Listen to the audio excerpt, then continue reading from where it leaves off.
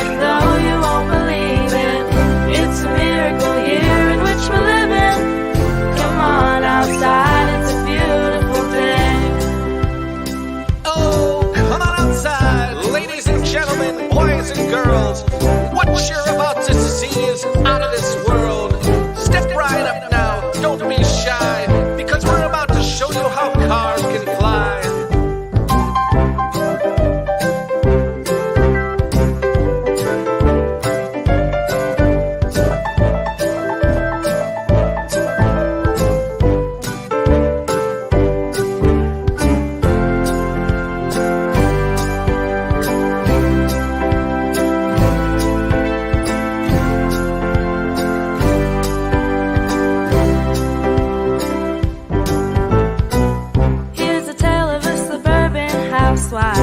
Who dares to fight with the icon of his day, and she finds her own miracle on the way. I said, hey now, life's a joy. You gotta try your best and give your all, and when the facts don't fit the theory, change the facts again. Ooh, I've seen it, though you won't believe it. It's a miracle year in which we're living. Come on outside, it's a beautiful day. It's a beautiful day.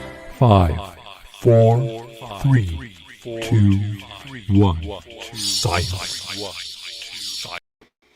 Good morning, good afternoon, good evening. No matter where you are in the world, you have reached Saturday Science Chats, and I am Dave DeHilster.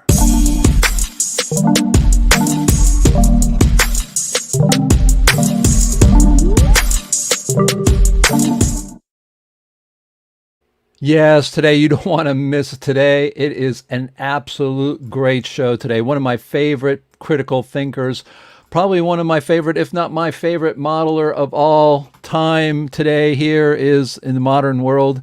We're going to be talking with, of course, Jeff Yee. He's been very kind to come on this morning, early as it is on the West Coast. But if you have not read or looked at the energy wave theory, then you're missing something. And in my opinion, one of the best models, if not the best model being worked on today, alternative models in the world today from our group. We've got a lot of people doing a lot of great work, but his is extremely thorough. So we're going to be talking to him about an exciting project where he's actually modeling his model. What? It's not just science poetry? Oh my gosh, yeah. So really looking forward to that. And of course, I want to thank everybody for tuning in, because without you, we wouldn't have this program, and of course, all of our members.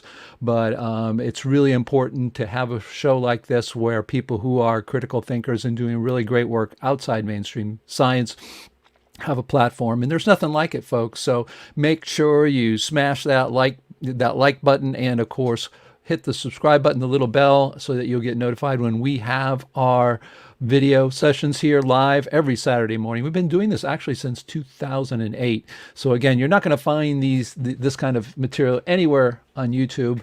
Believe me, you can find it talking, but not interview type, where you can actually interact. So that's what this is all about. So I want to thank everybody who's supporting this channel, subscribing, liking it, and let people know about this, because it is extremely unique.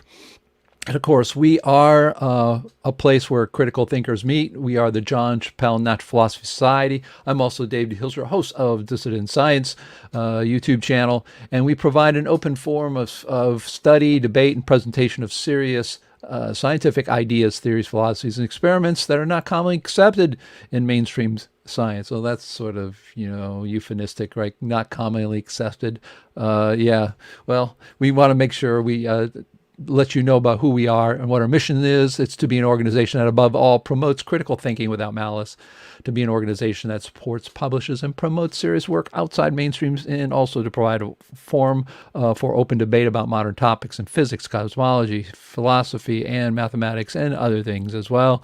To provide a forum for presenting serious papers and theories without fear of censorship, and of course all this run by the members, so they can oust me as one of the directors if they don't like me. And I know a lot of people don't like me, but hey, we all do our part. So no, I got a lot of support from people. It's been great. Who we are, we're open to challenging mainstream science. Think about it, folks. This is supposed to be science. It's not supposed to be a different thing. But I guess that's the way it is. People get stuck in the mainstream, and any ideas outside, of course, are a threat. I don't know why. But, we should be opening to challenging mainstream science all the time. All the universities should be doing this. Every science person should be able to do this. After all, our brains are free-thinking machines, whatever you want to call it. And we should allow ourselves to come up with what we think the world is.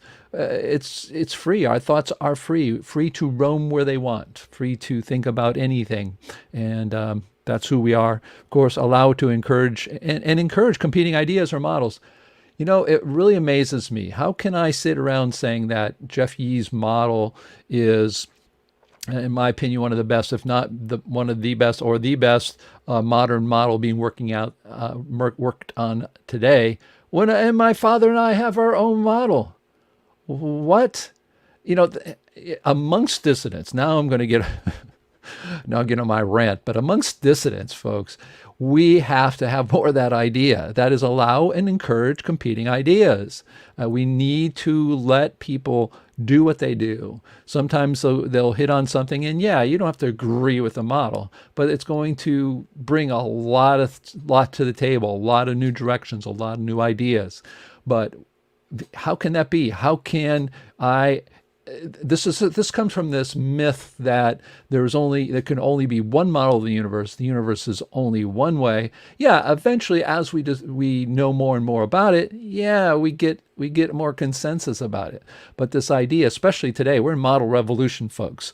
The current model we all know here, if you're watching, most likely 90% of you know that mainstream science, physics, and cosmology is a mess. It's been lost for 100 years or more, and that we need a change. And of course, the idea then is, if we need a change, then people are going to try to make different models. We have at least a dozen people or more who have very serious models of the universe or atomic structure or whatever it is, and they should all be out there, and they all should present their case, because in the end, who's going to decide? None of us. None of you watching are going to decide that if Jeff Yee's model will become the next accepted model in physics. So, you can complain and laugh and do whatever you want, but the truth is, we put it out there, and who's going to judge it? Everyone's going to judge it. The human race will judge it, basically. So we also follow the scientific method. That's another thing, like Jeff Yee. Oh, he made a model of the universe, and he's going to throw out all the scientific method, throw away everything out that people know. But he's got to explain everything that we see. I just want to shoot me now, as I like to say. That's one of the myths about people like Jeff Yee, for instance, that he's not. Guys, no offense, how stupid do people think we are? Come on.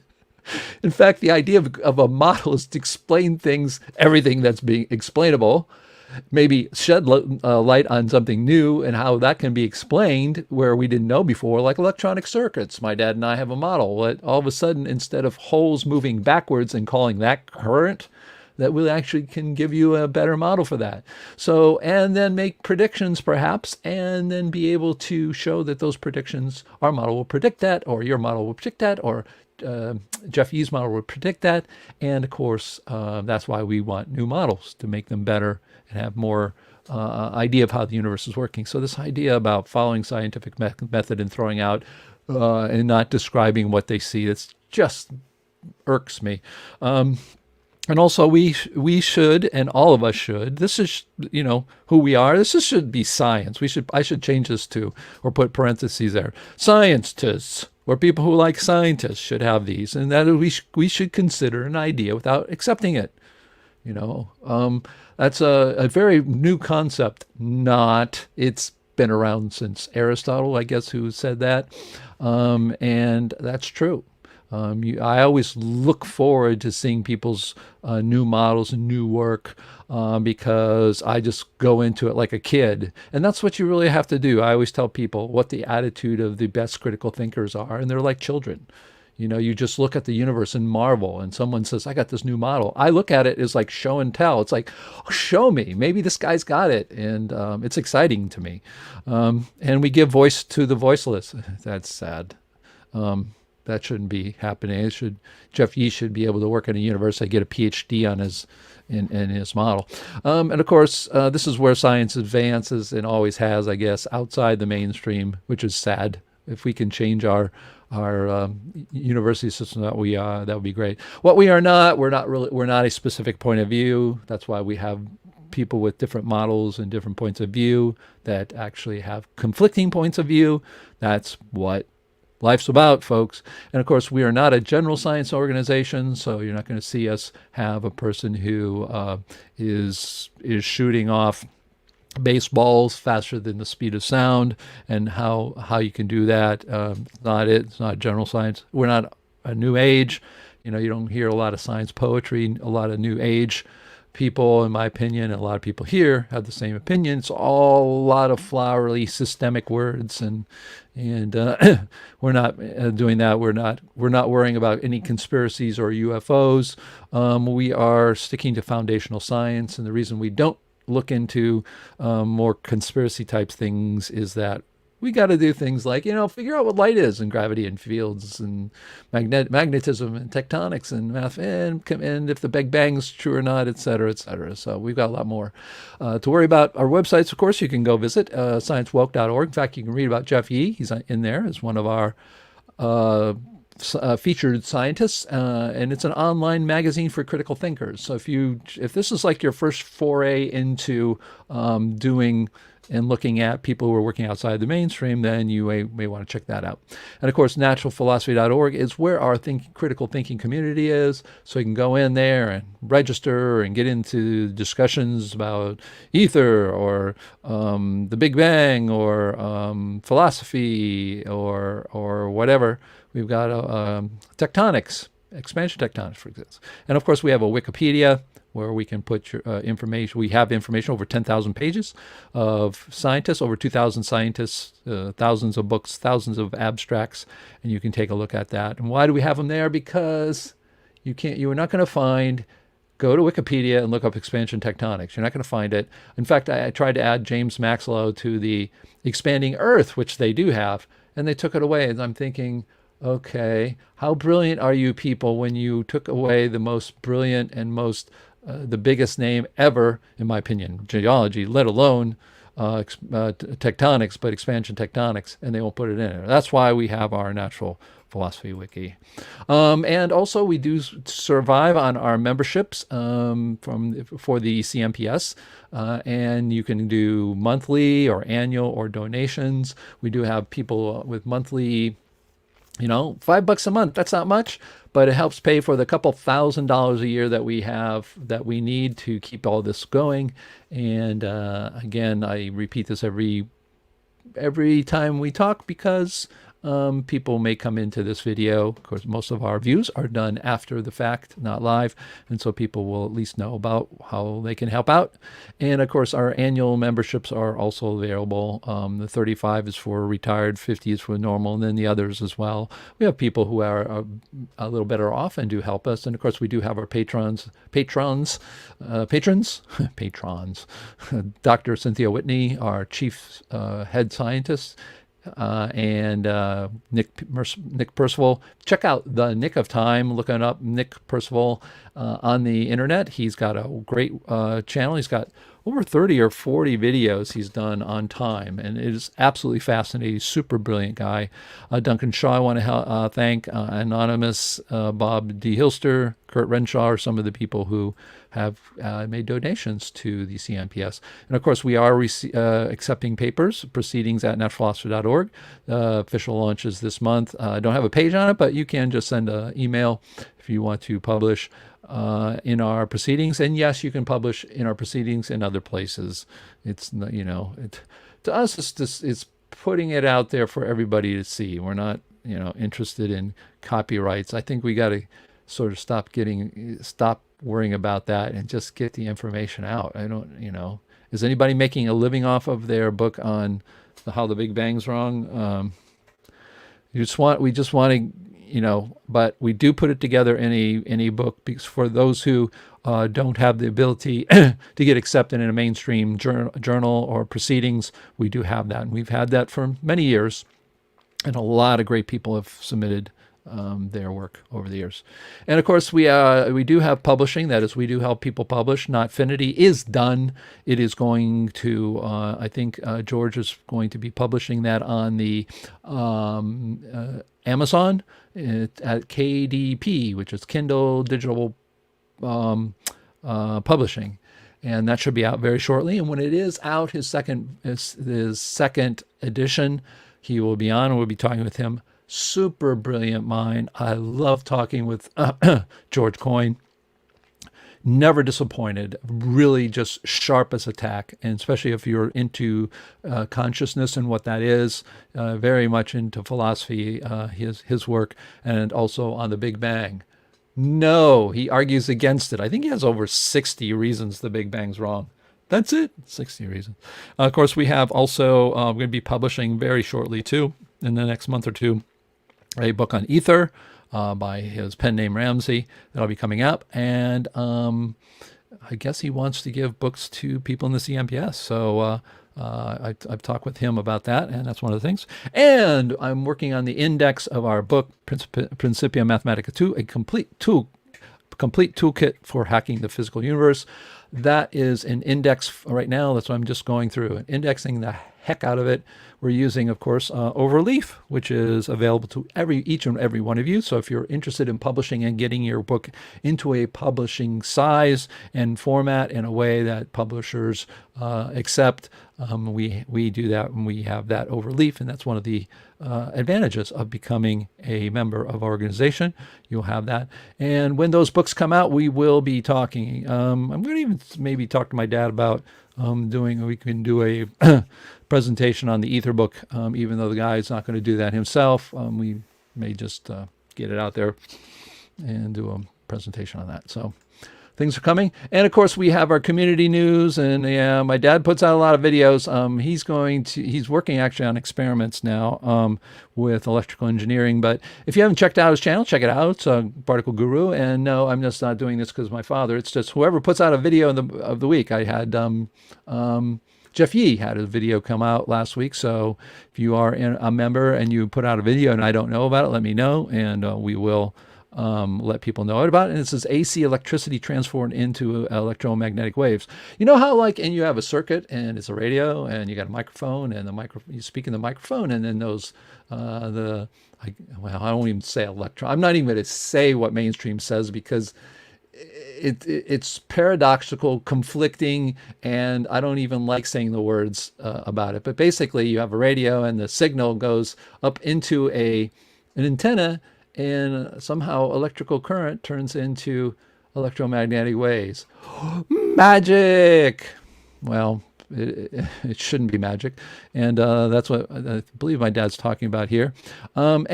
Play coming attractions.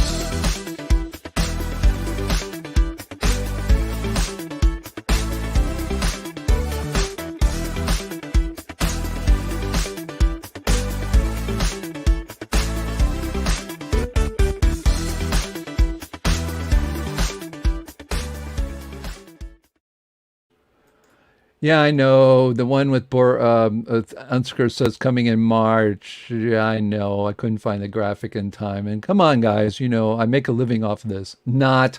So I do my best. But anyways, we do have coming the finite theory, also disruptive. Again, these people are on board. It's just that getting them to be able to come on and commit is really well. So I always do this. So go get the book, Disruptive. Take a look at it. And we'll be talking with Stephen Bryant, really brilliant guy. I can just let him present because the guy can present anything to anybody. He's really great. So, of course, you are next, or somebody if you have somebody you think should be on here, or yourself, and you want to talk about something, you're willing to come on, that'd be great. You have up to an hour usually to present. And then after that, we have the ability to take questions from our audience, and then as well to come in our green room and actually talk face to face with the person, which is what makes this whole show unique. And of course, play today's bumper. We're finally getting there. Jeff Yee's like, what's going on here? Here we go.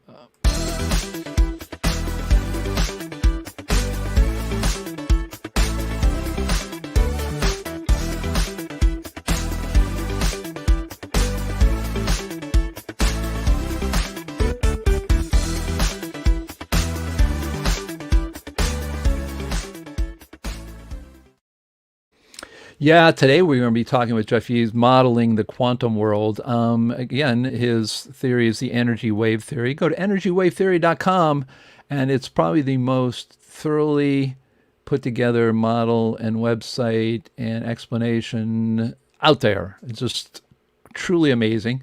And a little bit about Jeff Yee. He is a wireless executive, having worked in various roles at AT&T, Trimo Labs, Antenna Software. As you can see, is very much in the technical side. While at AT&T, Mr. Yee was authoring Making Money on the Mobile Internet, a guide to developing writing applications for the booming mobile commerce industry. Yeah, I think he was right. Following that, Mr. Yee wrote his first novel, Laws of Time, exploring the impact of time travel on politics. So you can see a lot of times these people who come up with these models you can't put them in a box. They're all over there. He's very creative, very technical. So in his latest works, Mr. Yee provides an overview of a subatomic world and its relationship to energy in the Particles of the Universe series. Now, this was I got this from, I don't know, I'm going to get him like, this is, I don't know how updated this is, but it's pretty close. He holds a BS, Bachelor of Science in Mechanical Engineering from the University of Hawaii, and a Master's of Science in Management from Antioch University. He currently lives in Dublin, California, with his wife and 3 adorable, that's what you put, adorable kids. In his own words, I thought I would take this. This is from his website about his theory. And I think this was very revealing, and I really like this description. It says, at first glance, the wave structure of matter is weird. And it is, you think about it. It's counterintuitive to the way we are thinking about matter. We think about matter as discrete parts, not waves. But think about how we perceive this matter. We see it, hear it, or touch it. We see it, our eyes are interpreting matter from light waves. When we hear it, our ears are interpreting matter from the sound waves. When we touch it, our hands are being repelled by electromagnetic waves of matter. We don't actually touch it. It's incredibly close, but at a microscopic level, electrons are repelling before they actually touch. Our sense of everything is based on waves. Maybe matter is waves. And I think that's it. So with no further ado, I am going to bring up our guest today. Jeff Yee, how are you? Good. Hi, Dave. Nice to talk to you again. Well, I mean, it's really exciting times for you, because every time I see a video, I mean, I think most people who come across your site are really struck by how thorough and how well organized it is. But I think another part that's really what you're doing today is about a project where you're really modeling it. But before we get to that, I want you to explain to me, how did you come about this? I mean, you're a tech guy, right? And how did you go from writing books on, fiction, I guess, right? You wrote a fictional book, unless you have time travel somewhere and we don't know about. No, don't have that. But so you're obviously a person, what I call big thinker. I myself too, it's hard. My artist friends call me a scientist. My scientist friends call me an artist, and I can't. What can you do? But I mean, obviously you are a very well-rounded person. Tell me, how did you end up with such an amazing model of the universe? Well, my entire career has been in the wireless industry, which is electromagnetic waves. And I'd say this process started for me maybe 15, 20 years ago, researching string theory and others, just to understand electromagnetic waves a little bit more. You mentioned the book I wrote on time travel. That was just for fun, for fiction, but actually that gets you thinking a lot more about how everything really works. It was kind of late 2000s. I ran across some works from Gabriel Lafreniere and then Dr. Milo Wolf that just kind of led me down a path of matters made from waves. And you can take a look at their early works. In fact, I'm sure there's a lot of people listening to this call that probably maybe are familiar with it. I really just wanted to extend their works. Both of them already passed away, and I felt like it was incomplete. And to really push and promote their theories, it needed to be proven. And so proven following the scientific method, going back to your introduction, really means explaining events, experiments, data that we already have. And that's really the approach that I've taken. And the website that you're referring to is expanding their theories, completing it in some areas, and then making sure that it can match existing results and then make some predictions for the future. Are you on mute? Dave, I think you're on mute. You're right. Sorry about that. I put that on because I was typing. Okay, can I put your okay, I get all that. But you made a leap there that I want to try to tease out, and that is, I saw these people's work on Wave, and I thought it was great, and I wanted to promote. Why? For a better understanding of the universe, right? I am in the practical side of applications, right? I'm not a full-time researcher. I have spent time at a carrier that monetizes electromagnetic waves by selling a service for communication. I've spent time at hardware companies that build these products, mobile phones, networks that make products that people use. And my entire line of thinking has always been science guides the applications that we develop, because that's on the end of the amount. I would just like to see it further develop so that we can make more progress. And I would take a look at the science for electromagnetic waves and radio communication, specifically for my field. Most of what we use goes back to Maxwell's laws, 1800s. And so I think that science really needs to progress in some areas for the next generation of applications. Space travel, I remember everyone can go kind of crazy at what those ideas might be, but that's the why. Right. Okay. Okay, I'm starting to get it. So I'm going to interpret it a little bit here. Go ahead. Okay, first of all, here's a Super Principia Mathematica says, Jeff, awesome. You credited the origin of your work, which is absolutely great. I mean, in our book, we have an introduction about all the people's shoulders we stand on the people who are trying to get to where you go, right? And we don't exist. My father and I don't exist without those people. But I think I start to get a little bit of what you're saying. I'm going to sort of interpret it myself. Is it seems like because you were working in selling, you're working with telephones and communications through the air, your curiosity about how all that works and waves and those kinds of things, you already had a curiosity about that. Is that maybe That's correct. a way? Absolutely. Okay. So I think that's where, all right. So in other words, you had that curiosity about how this stuff may work, and you're selling it, and because you're a bigger mind, and I think what's really great, a person like yourself is very similar to a lot of people who I know who in my opinion are brilliant thinkers, is you allow your mind to go where you want. The curiosity level that you have allowed yourself to go into that, and you had no qualms about going into it. Do you think that part of that attitude came from, the software world and the physics world couldn't be more diametrically opposed, right?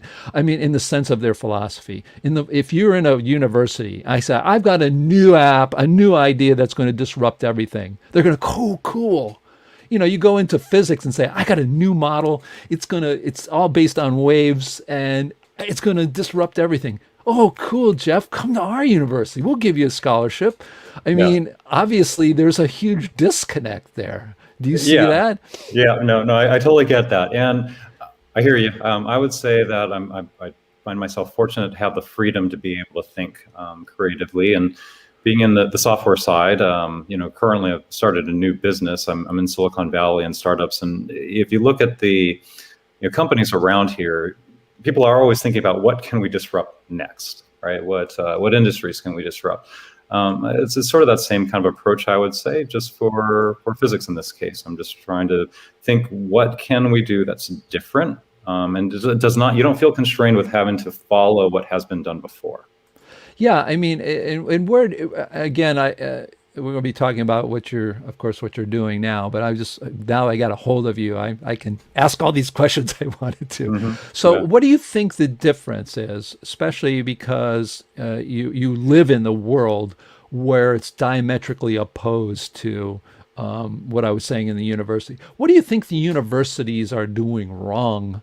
What's going wrong there? I mean, is it, because obviously money drives the world, but in the software, so if you go up to somebody and say, well, yeah, they don't care about the theory behind it. They're caring about what's going to do, how much money it's going to make. In your opinion, now that you sort of live on both sides, what do you think is the difference? Why isn't that happening in the universities, in your opinion?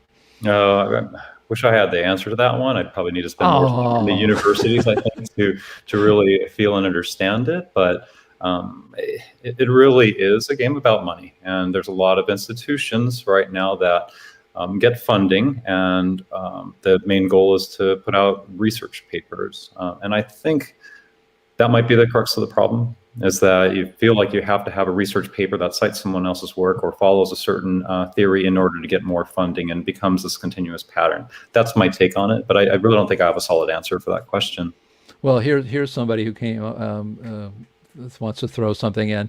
It says, the world of physics required exceptional proof for exceptional theories presented. Thank God. Now, I can push against this right away. First of all, there is no proof for any theory. There's just no proof. What you have is data that agrees with your theory or model, but you can't prove it. And I think this is the problem. If you can see in this person's comment, everybody's welcome to comment the way they want, but I see that as a problem where there's an ultimate truth, there's an ultimate right. You don't hear people necessarily saying, well, this is the best we can do, but they always say it. It's so funny. They always say, well, someone could come along and disrupt us and just show us something we didn't know. But in that reality, they don't seem to live that. They don't even know. For instance, you don't have physics teachers standing up in front of a class and saying, here's the subatomic world with quarks and protons, neutrons, electrons. But this is our current model. Somebody could come along and just come up with a much better model. You don't hear that. They don't say that this is just, and then they say there's proof for it. So I think that's part of it. I mean, people's definition of proof. No one's ever going to prove your model. No one's ever going to prove my model. What your model can do is give a better description of the world, make predictions that maybe we haven't seen before. But the idea that there's proof for someone's model, I think that's in itself is kind of interesting. So let's get to your model. Now, what was it? I mean, so it sounds like the people that you read already, you were in a wave kind of mentality. You were thinking about waves already. I would say not until reading Gabriel Lafreniere's work. Yeah, right. At that point, there was a major shift that I had from thinking about strings. That was kind of the path I was going down, but there was too many holes. I went off on a different path, exploring who had done other research, because I had a bad gut feeling about string theory. That's how I ended up on a website from Gabriel Lafreniere, and then it was kind of an aha moment, really. A gut instinct. It's funny because I read an interview with the original string theorists, right? And I saw it in either the LA Times or on a TV. And it was Caltech. Caltech, I was living in California. Caltech had open data to the world, where we're going to explain an impossibly impossibly paradoxical system to you, and we're going to try to make you understand it, right? And you got to be smart the only way. Well, anyways, long story short, they are interviewing the original string theorists, and there were people much later in life who could have been probably their children or even more. And they said, well, what do you think about all these people now that people are talking about the string theory and they've got all this, they have string theory. And the guy shook, basically in writing or whatever, he just says, I am totally flabbergasted. He says, we never, ever claimed that this was supposed to be real. We made sure everyone knew this was a mathematical exercise that had no bearing and should have no bearing on the physicality of the real world. And he says, I'm embarrassed to see all of these people going off on this and not remembering anything that they said about it. And that's what happens. They conveniently, when they get confronted by the people who came up with it, and they tell to their face that this was all a charade in some sense, it was a mathematical exercise. He says, who in their right mind would start with a one-dimensional anything in a physical universe? You can't. and yet you hear about it, they repeat it, and so that the whole thing about the string theory is so. But I still think, again, you what basically said, you didn't really think about the waves until you said, okay, I'm looking at string theory, I'm really suspicious about it. So when you make that statement, you were already somewhat of a dissident, or did you consider yourself that, or it just was your own opinion, you never thought of yourself as a dissident? I probably didn't even formulate my thoughts at that point to consider myself in one category or another. It was just a bunch of questions, and I started Google searching everything I could. And Gabriel Lafreniere's site was probably the 100th site that I ran across before I finally said, oh, maybe this makes more sense. Right. So you read that, you got to the wave stuff. You sort of had an affinity. It's sort of like, oh, that's cool. I like that. I deal with this kind of stuff. You were curious. And then, so how did you get from that point to actually getting to the energy wave theory? I mean, what went on? First step was just writing a book trying to promote his theory, and then adding a little bit more. His work really starts more around the electron, and I went a little bit smaller. But I would say in kind of the phases of things, it was try to just get some attention to it. And that was the idea of writing the first book. Then, after I learned that he passed away, it felt like I took on a little bit more myself. And when I had some time, started going through his equations and then trying to expand them out. And then if I were to then put a third phase of that, which is the more recent stuff, which I think is the video that you saw the other day, and which I can talk more about and share my screen if you want, and show some of the works. Absolutely. So second phase, so first phase, let's kind of summarize three phases. First phase was just trying to promote some of the work, Wolf's work, Lafreniere's work. Second phase was after I learned, both had passed away, trying to take on some of that myself, write the equations, do the explanations, launching the website that you're referring to. Third phase now is really kind of socializing it, promoting it, and proving it through computer simulations. Okay. And so it's to a point where now you've developed it. But were you the only person developing? I thought in the beginning when I talked to you, you had somebody sort of working with you as well with the model itself in the beginning, somebody from China, I think. Yeah, I've had different people have helped with different components over time, and everyone always gets credit. They're listed on the website. They're listed on different papers as a part of it. And now in the sort of that third phase I referred to, computer simulations, there's a handful of developers that have contributed to the project as well. Yeah. Okay. Well, that's great, and I think that's really important, getting other people involved. And I think too, I think it's interesting because when you think about waves, or you think about particles, whatever you want to think about, there seems to be people who have an affinity toward an ether, an affinity toward another direction.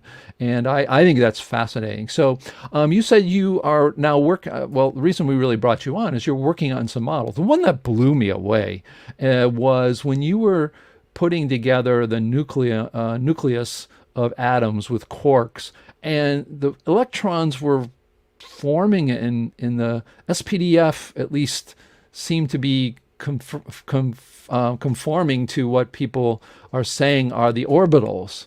Mm-hmm. That was really quite amazing. But before we get that, explain to me, one of the things that was interesting, probably 5 years ago when my dad came up with a solution for a wave particle duality, right? We were talking about it. He said, Dad, or I think even before we started our model, is I said, there's this program called Blender. Before, what you were doing. And I said, you could, it basically simulates, a Newtonian world, just to make sure your model's completely Newtonian, right? Correct. Yep. Yes. So I told him about that, and now I see you are doing that. So tell us about how you went from your theory, where it was all the a lot of equations, right? The energy equations. And if you check it out, his website, I'll put it up here again. It's amazing. He's got great videos. He's got great explanations. Walks you through it. It's really great. How did you get from those to then coming up with the idea of this project? And maybe explain a little bit about it, because you're going to be sharing a screen. Tell us how you got to this program, what that program is. Blender is a, I guess, what would they call it if the Blender developers? I call it a sort of graphics program or simulation program, but it's an open source program that allows a lot of modeling. I think it was primarily used, I think, for video production studios, but it has a physics engine because you have to make things look realistic. That's what I took advantage of.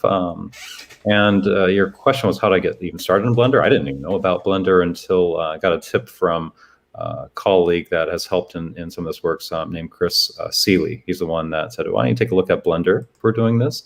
And another one I should really point out has been instrumental in kind of getting things started is Lori Gardy.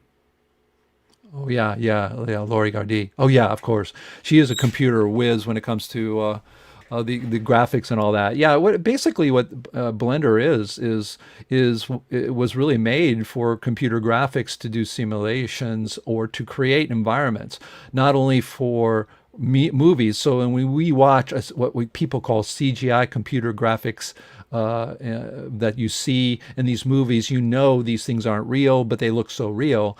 Those things have physics engines so that they will look real. And Blender was an open source because those programs in the beginning were extremely expensive.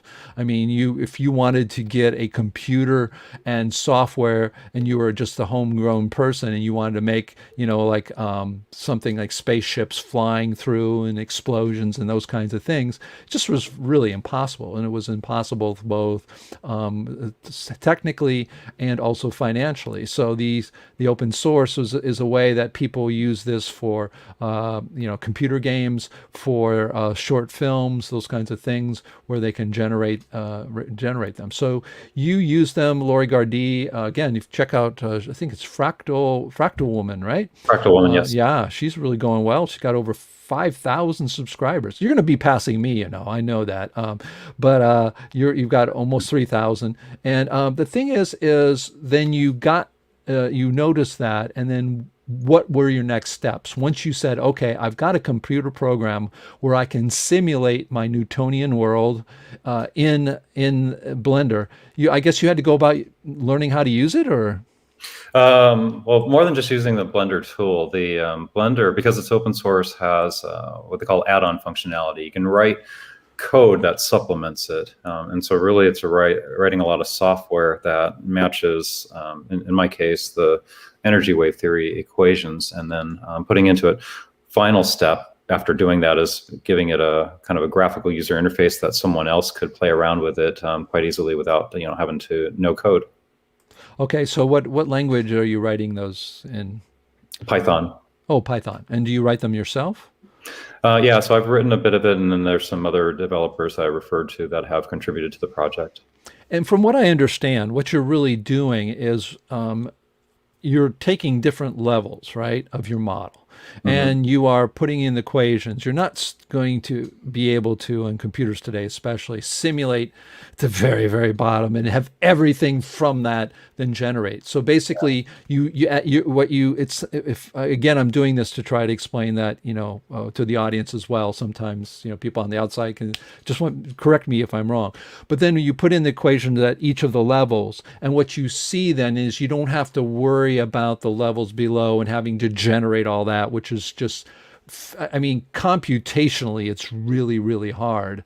So you did this. You did this in the beginning, and then you put out some money so that people would actually be able to help you. Tell us about that process before we go and you start showing some of this. Yeah, so I made it a project, put aside some funds to be able to create awards for the project, and then, but to your point, broke it out into phases, because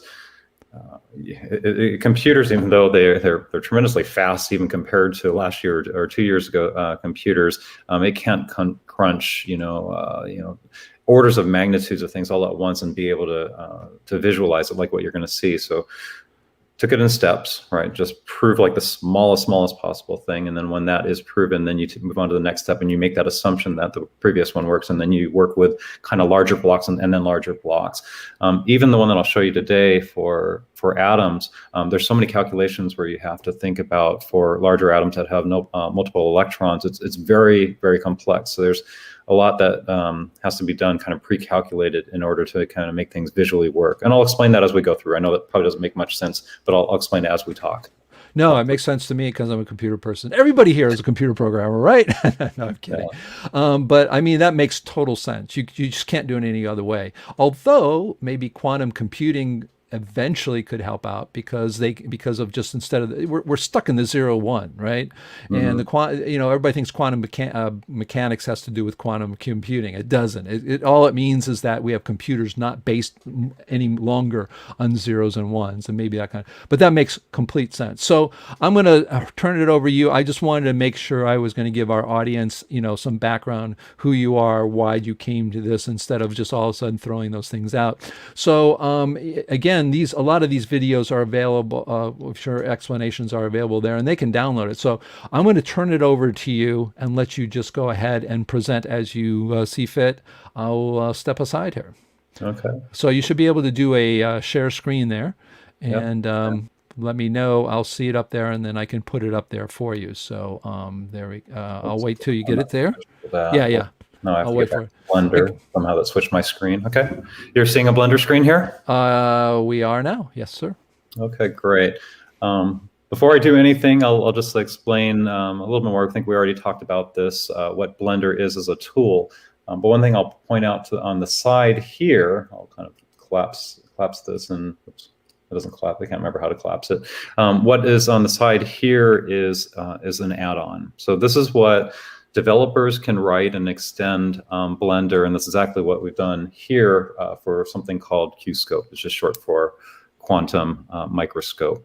A number of features here, so this is essentially what the project is adding. Is QScope something you wrote, Jeff? Yes, it is. Okay, yeah. Okay, gotcha. And the way that the add-on community works is you go to, I think it's blender.org. You can download the core Blender software, and then you can find add-ons, and it's not like an app store for iOS. You don't go just one place to find them. You can find them, through many different types of. Does it run on all platforms, Jeff? Blender works on, I think, major ones: Windows, Mac, and I also believe Linux. Okay, so it does the three principles. Okay, so it runs on any machine, really. No. Okay. I'm not going to hit a play button. I'm going to first explain, this kind of set of things that you see here on the right-hand side. We're just going to spend time on atoms because, Dave, that's the one that you had left me a comment on the video, and I think actually it's my favorite one anyway. So let's spend time on how this one has evolved. It's extraordinary. It's on my favorite. It's extraordinary. What you're looking at right now on the screen is hydrogen. Let's kind of take a tour of Blender first, right? As a really fun graphics program, I can pan around, I can zoom in and out. And here in the middle, you see the H symbol for hydrogen. You see red is a proton, blue is an electron. And that's going to be consistent for the colors as I go through other ones. And this black line here is the Bohr radius. Blender also has really fun tools. There's a way to show it, maybe kind of 3D view of what that Bohr radius would be. And I can go back to this view. Anyway, before I even do anything, what I thought we'd do is just start with, maybe what everyone can agree upon, which is just some facts that are known about, electrons and protons. Because I think this is the, crux of the, quantum issue from about a century ago. So Niels Bohr, built this Bohr radius that is shown here is the probable distance of the electron in an orbit. But Bohr didn't know at the time that the proton is a composite particle. So just some things that we now know: when an electron and a positron, are attracted, that electron does not take an orbit, right? It annihilates. But yet, for some reason, same charge proton, it takes an orbit. Now we also know that Bohr's model is originally wrong. It's not like the Earth doing an orbit around the sun. It has this probable distance. But yet, even though it has a probable distance and it might be closer or it might be further, hydrogen has a spectral wavelength is always exact, right? It's known frequencies. So same thing for helium and all the other elements as well. The spectrographs are always exact, right? It's always going to be the same thing, but yet electrons can be further, they can be further, or they can be closer. So that was one of the puzzles, to be honest, when you asked, well, how to even get down this path? And I'm thinking about the radio waves that we work with. It's like, how can this electron, really be almost anywhere at every time, but yet the frequencies, are always exact for these. So that was kind of one of my questions that I had. Anyway, so if I can have fast forward, because you've been looking at the screen for a while, I'm going to hit the play button now. I'm going to see what is kind of modeled. And you're going to see the electron moving around. And back to the point you mentioned earlier, Dave, this is using physics. This is not kind of pre-programmed. I say, electron needs to be here and do this. This is using the Newtonian physics that exists within Blender. Now, at this point, it's a little bit hard to see because you can't tell what that electron is doing, but it's certainly not doing an orbit like the Earth around the sun. Okay, now let me ask you a question. Okay, this is a technical question. So even though it's using the engine, but it's not using the Newtonian equation. It's using a energy wave theory equation to be calculating where it should be. Is that correct? Yeah, that's correct. And so all that gets written in the Python language, and you give the underlying physics engine instructions on how to do things. And so that's exactly what I'll get into that level of detail next. No, I was just checking because when you said the Newtonian, I was just double checking for my own stuff. Yeah, so one of the easy things is there is an electric force that's already within Blender, and you can give it instructions on how to do it. So in fact, a charge here and a charge there. Now that'd be the easy one though. If I just gave it an electric force charge here and here, the two would come together and meet just like this was a positron. So there's obviously something different between the proton and a positron that has to keep it in orbit. Because that's like one of the very first things I did is I kind of plugged everything into Blender, boom, the two collide and there's no orbit. There's no atoms that can exist. There's obviously something different. And so that's what I want to explore now with you. Now, inside here, you can actually see, if I highlight this, you can see another nice feature of Blender. You see these kind of lines there that are created. And I'll zoom in a little bit more detail in a second, but essentially the way that this works is that when the electron is always attracted to it in any angle, but when the electron reaches one of those lines, it's forced out. And so now it kind of bounces in and out and has that probable distance. But yet, because there is both a attractive force and a repelling force, when you add up the sum of those forces in Newtonian physics, that's what this line is, right? It is the Bohr radius. Now, next question would be, well, what the heck are these lines, and how are those lines created? Another cool feature of Blender, you can zoom in. And there's also a feature called X-ray. We can see what is inside. Whoops, sorry. We can see what's inside of that. So I'm going to switch to this view.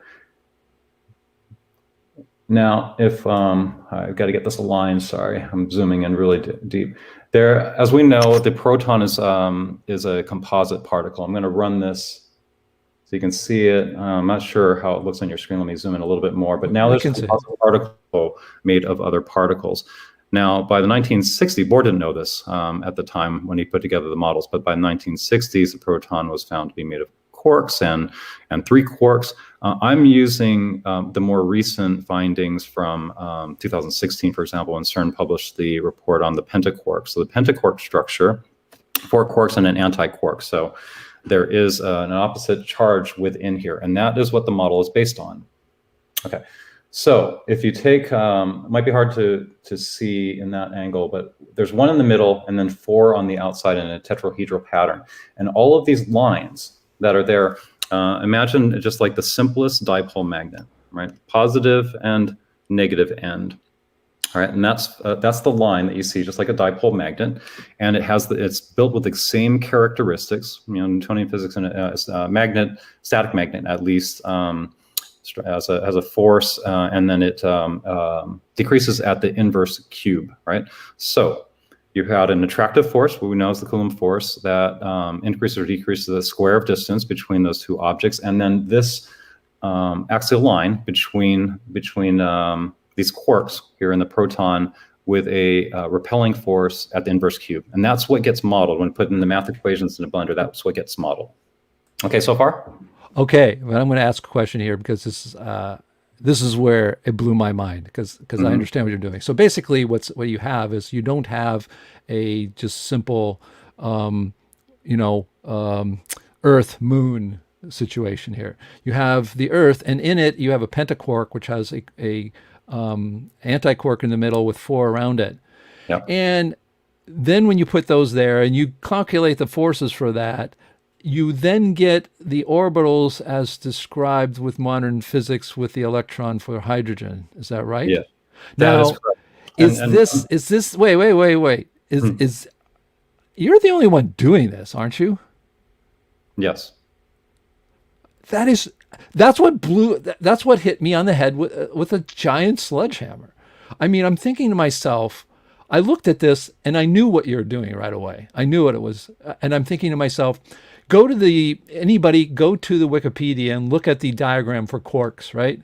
It's a rectangle with 3 circles. And they're just circles in there. There's zero physicality. I mean, none.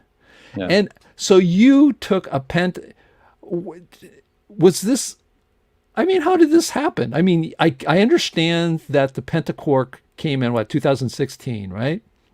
Yeah, I think there was hints of it even earlier than that, but the CERN's published report was 2015 or 16. Either way, it's about 5 or 6 years old. So it seems like that then you put that together in this. When was the first time, was it with Blender that you had the first time where you actually saw this happening, or did you know it beforehand? What went on? I mean, I was working on the equations because you still have to match this to experimental results. And I am going to show that, right? Because that's going to be the question, how real is this? And I'm only showing hydrogen so far. So in the steps, I'm just giving you a quick preview, Dave. I'll show you hydrogen, how it works, and I'll show you a few more atoms. And then I'll show you the matching the experimental results. Matching the experimental results and the equations came first. But it's a long paper. I realize that people just, they wouldn't understand. It just looks like a bunch of graphs. But I mean, yeah, but step back. I mean, you had to do this. I mean, you just don't in your mind, because I'm a visual person, right? You put them in your mind and then you're not going, I'm not sure there's an intuition that's possible, or did you have it, that when you put the penta-quark together, meaning you put it in the middle with the 4 around it in its shape, that in your mind, did you have some idea that this would then produce the needed orbital pattern for it? I mean, where did that come from? I mean, this is huge. I mean, it's big. Yeah, I'll admit this is where Blender is really powerful, because when I first worked on the equations and drew out a model, and in fact, even some of the old videos I have on YouTube are just wrong. I had them going between these lines that were drawn being between the quarks, and I had to redraw it in Blender from the anti-quark to the quark to make it work. So yeah, that is where Blender is really powerful, that I had an idea in mind and I tweaked it and I realized, oh gosh, it was close, but not quite, until I actually saw it in Blender. That is extraordinary. I don't know. I don't understand how people don't. I mean, this is extraordinary. I mean, it's a huge. It's a monumental leap in quantum mechanics, in the structure of atoms. And then you go casually saying, oh yeah, then I'll put together these things, and it starts getting the other orbitals for other atoms. It's like you have to prove something. I mean, this alone is, I don't even know what to say. I mean, in the history of atomic structure and the history of being able to explain, putting together orbitals that I mean, let's face it, they put together orbitals. They didn't have a blender. They didn't put this thing together and watch how it happened. They made these kinds of predictions or observations. They, backward engineered it in some sense from some little things they could see, just like a DNA. But this is absolutely huge. And then, I mean, did you feel that at all? Or was it just like, ho hum, I just solved one of the most important things in science ever? It's, I mean, that's hard because there's not one moment where everything comes together. It's been kind of pieces, and because it has been a number of years, Right. it's not like Right. I go, aha, this is it. And I still don't feel like it's complete either. And I'm happy to point out where there's still work that needs to be done in here. And I'll do that as we go along. So it's not complete, but I think it's far enough along, and I'll show how it matches experiments that my hope is that people get excited about this and expand upon it. Yeah, it is amazing. I'm sorry, I had to stop you because I don't think people, people could watch this and have no idea that this is the first time people have ever even done this. Yeah. So I'll let you go, and I apologize. I just want to make sure people understood the enormity, in my opinion, of what's going on here. But just I want to follow on that. Repelling force. So draw a line. That's why there's four of them. There's something at the center, that anti-quark, and then draw a magnetic line essentially. And that's why you see four axes. And it gets more complex as we go beyond hydrogen. We start to stack nucleons together. And so this is. Let me go back to this view so you can see it again. So the electron is being pulled in at all times, but this is spinning quickly, and every time it runs into one of those lines, it's being pushed out. That's essentially how it works. Now, next step is I want to show what this looks like. We're used to seeing images of the electron cloud. So the next thing I did was, because you kind of see that electron move around slowly, the easiest way to show a cloud is to randomly place electrons everywhere, but that don't affect each other. So let me just hit run, and you can see what this looks like. So the computer simulation now still has each of these electrons only interacting with a proton, but because they're randomly generated in all these different locations, you end up with different results. And if you let this run long enough and then zoom out, you start to see what that hydrogen probability cloud would look like. Okay. Next thing I'll do is show different atoms. So I can increase the number of protons. Actually, let's just stay simple. Let's just go with helium first. Okay, I'm going to ask a question. Sorry. Go ahead. Okay, when you're doing that, it's obviously following some type of rule to your model, right? You don't just like randomly put it in there. No. So the rules are electrons are attracted to the protons, and now in this case, there's two protons for helium, so that electric charges times 2, and now it's also has to calculate the electric force from this other electron as well. Now that's what I think everyone has modeled. There's a third piece here, which is the new part, which is the repelling force here. So yeah, that's essentially three equations, right? Attractive force to the nucleus, repelling force from another electron, plural, because as we go beyond helium, that's the complicated part. Right. And then the repelling force from the nucleus, only along magnetic axis lines. Okay. Right.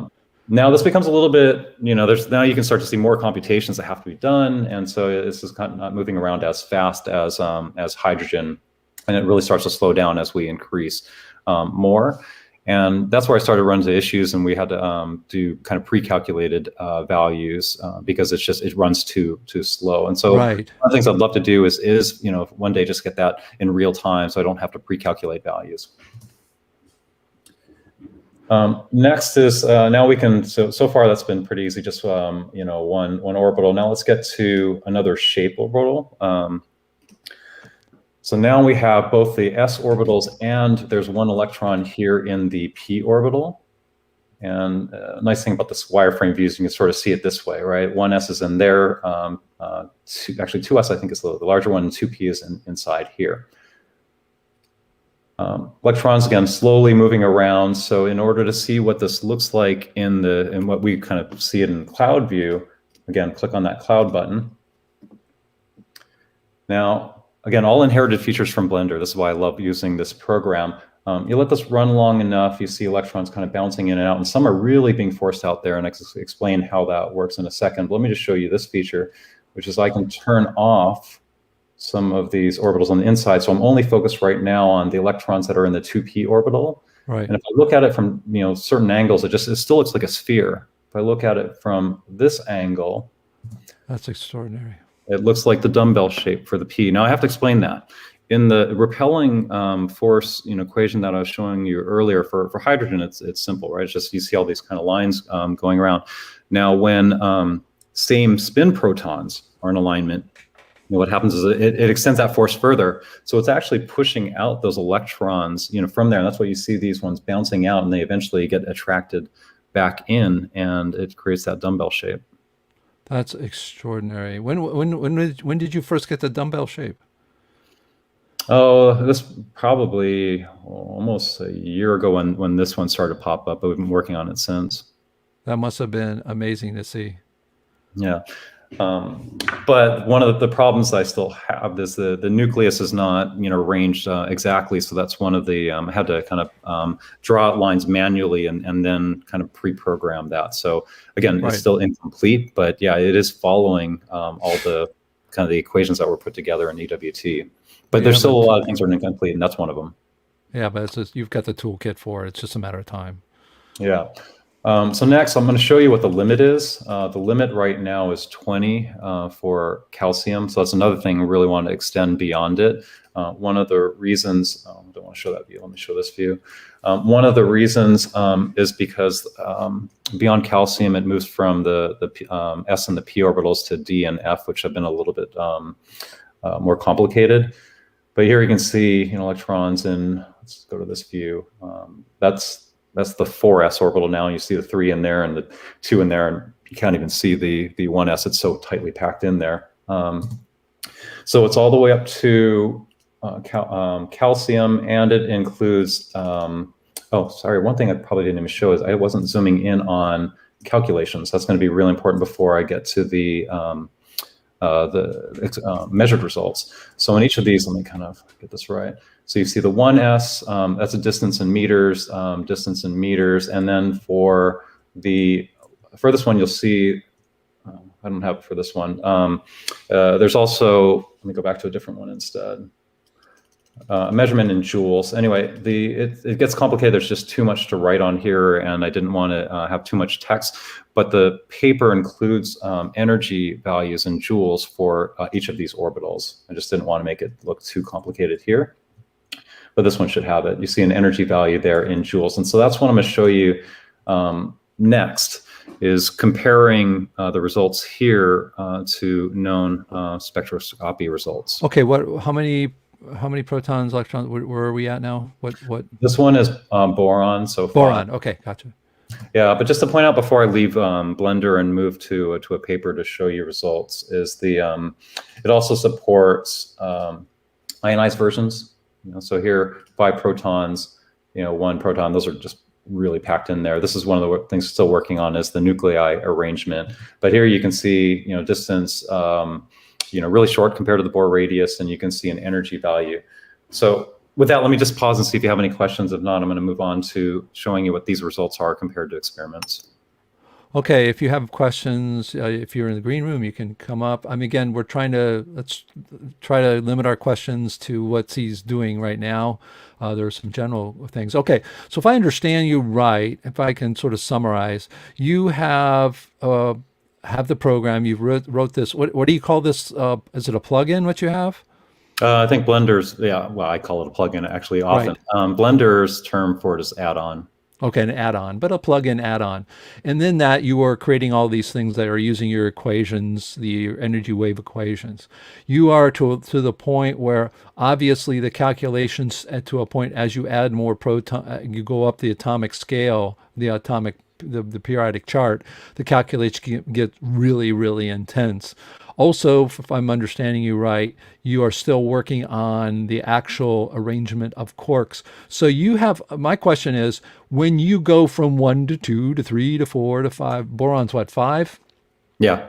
So when you go to 5, you're obviously putting those in positions. Are those positions being calculated? Are they just put in for right now just to plug them in, so you obviously don't need to do all those calculations? How are you getting those arrangements of your quarks for the which is absolutely extraordinary. Again, I'll repeat that. Are you just positioning them by when you click that? Is there just fixed, or what's going on there? The nuclei is still a work in progress. They were all the lines were calculated by drawing them out manually. The blender still haven't got everything to align perfectly here. So I basically pre-calculate those the alignment of protons and same spin ones to create that what's that repelling force. The electrons, however, and right now I'm only showing one, so I have to show a different one again. All of this, calculates the interactions between each and every one, and that's where it gets, really complicated. Right. For calculating all of those. So that was done in MathCAD using an equation solver, so it can take different positions of each one and then spit out the results. My goodness. Okay. And have you had help with this part of the project? The help of the developers is still in the I've jumped ahead. You can actually see different phases of this. The work being done right now is in the first two. So Okay. the atoms, what you see here is primarily my work, and then I leave notes for developers that as I get up that stage, they can help to fix things that are known issues. Pretty extraordinary. Well, you're pretty good at hacking math. Congrats. So, all right. Anybody? Let's see if I have any other questions. I don't see any specifically. So I think we can go on. Okay. All right. So I know the big question then is going to be, is this really accurate? So I want to make sure we left enough time for that. This is the paper that has been written summarizing the calculations. I'm just going to talk through this. I know no one wants to kind of read through a paper, on a call like this, but there's let me summarize this as one way to try to validate the results is based on just the distances of the electron from the orbit. That is not an easy science, though, right? Of measuring exactly where the electron is from an orbit. You can study the sources on how some of these work, but you're going to see from hydrogen to calcium, the calculated, meaning the energy wave theory equations, and then the measured results. Most of them you're going to see are accurate. You do see some divergence in some cases, and in almost every case that I ran into, as it got up to calcium, that error rate, the divergence became greater. It just becomes really complicated when you get to 20 electrons, and really stopped at 21. But this is not really the best way to do it because it's hard to measure electrons, and so the better way to do it is based on the spectroscopy results. So the energy values from an electron that is either emitted or absorbed into an atom. And for that, that was just hydrogen through neon. So let me use this one. So again, hydrogen to calcium for a 1s electron. And what I'm going to show you is multiple different graphs now, because it didn't just do this 20 times. That's why I showed you in Blender. I'm able to do ionized versions as well, so you can do the energy values for each and every electron. This one, you can still see some divergence between purple is the calculated, was that brown? I can't tell the color of that other one. There's pretty close, right? There are some cases where it begins to diverge, but calcium in particular, and the reason why I stopped there is this: as we move on to, that's the 1s, 1s1 electron, still kind of accurate for the results. And by the way, all this is in joules, right? So take an energy equation for that distance and then calculate the energy value for that photon. My point, without going too deep, and what I'm going to do at the end of this is make sure that everyone has the URL to be able to not only download the data if you really want to go that deep, but certainly to the paper. But just doing a quick pass through the graphs, Dave.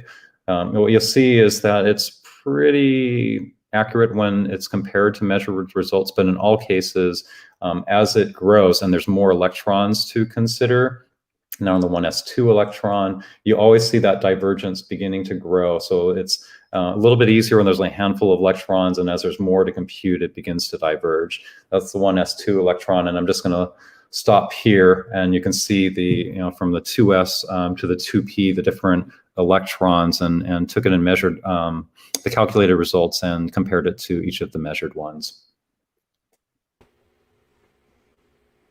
Okay, I'm going to put up a question here. I don't know if it's going to be relevant. Maybe.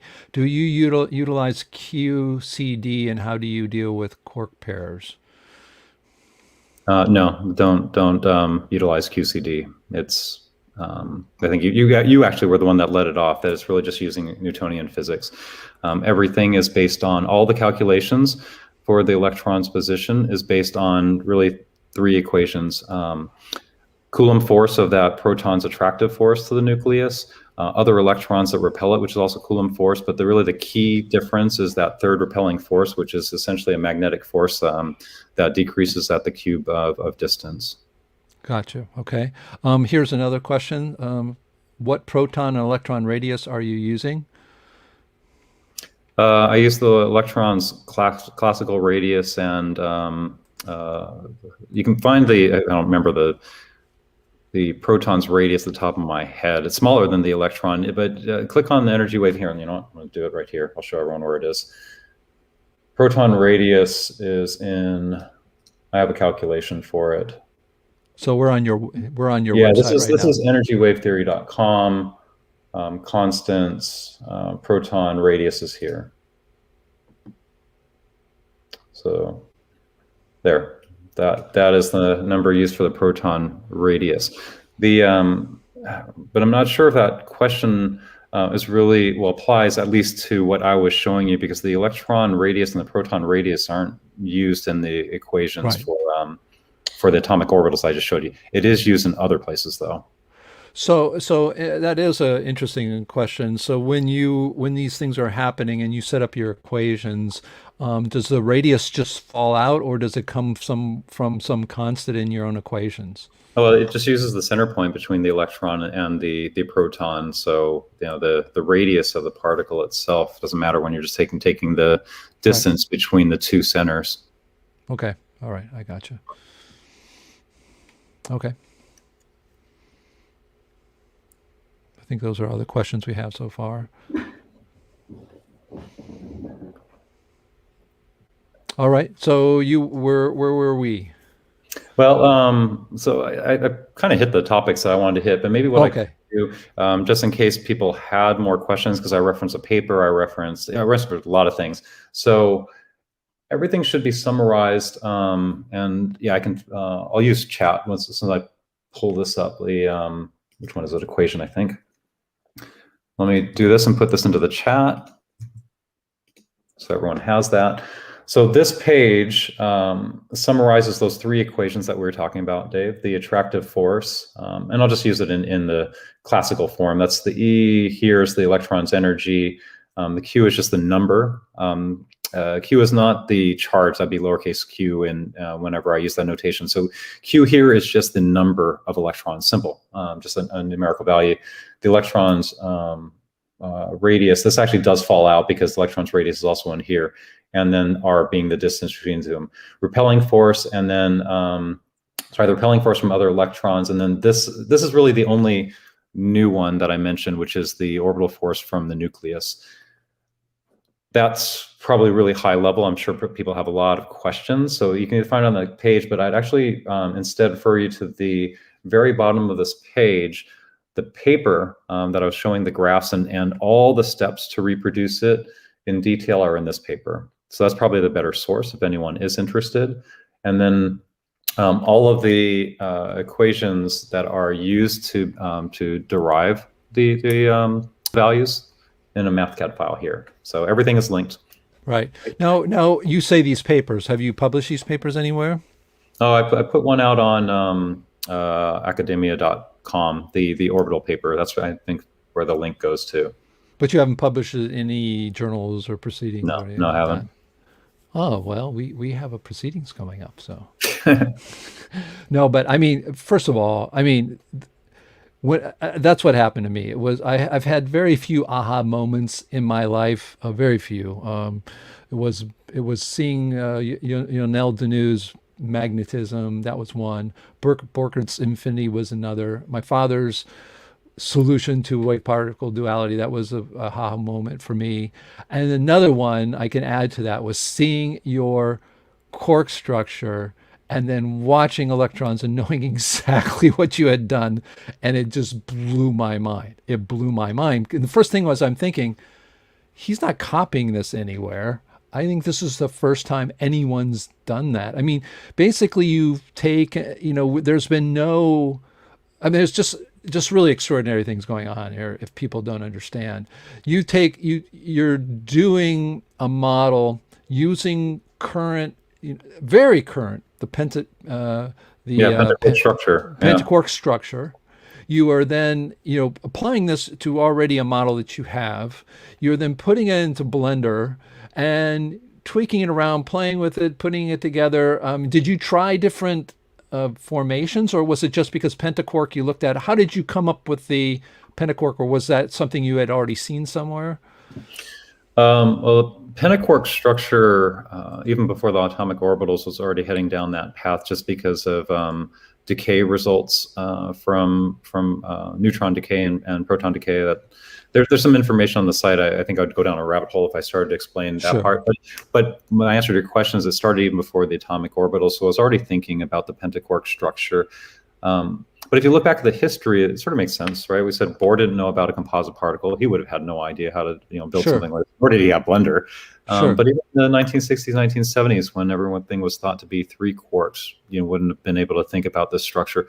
The penta-quark makes a lot of sense to explain decay results. And then I took that and said, well, gosh, now maybe if I make these lines, magnetic lines between between quarks. Like I said, my first interpretation was wrong. I started drawing lines between the quarks at the vertices, and it wasn't until I plugged it into Blender and I used a center, actually in this case, positively charged quark and a negatively charged quark. That's essentially how it's modeled in Blender, and then it creates a magnetic force, and that's when things started to work. So basically, you have a number of forces and fields there, right? Tell me all of them. You have magnetic. What else do you have? So the other two are just the Coulomb force, right? It's either an electron with some positive force in the middle, and for hydrogen, that's the easy one. But for everything else, then you have to consider all the other electrons, and that's where it becomes complex, because you have to solve for all of them at once. And that's the reason for using MathCAD, because it has a great multi-equation solver. Right. Okay. There are some questions here that I have from people. I'm going to sort of go out of order because I think one of them is a more general question. You're going to get those obviously general questions. So this was, I think, sort of answered. So when you place quarks in the nucleus, what holds them together? Well, strong force, but that is still a work in progress, right? You saw right. In Blender, they're still not being arranged perfectly, so I had to kind of draw everything out by hand. But that work, you can actually see the Shapes video. It's titled Shapes on the EWT YouTube channel. You can actually see what it looks like when it's modeled out.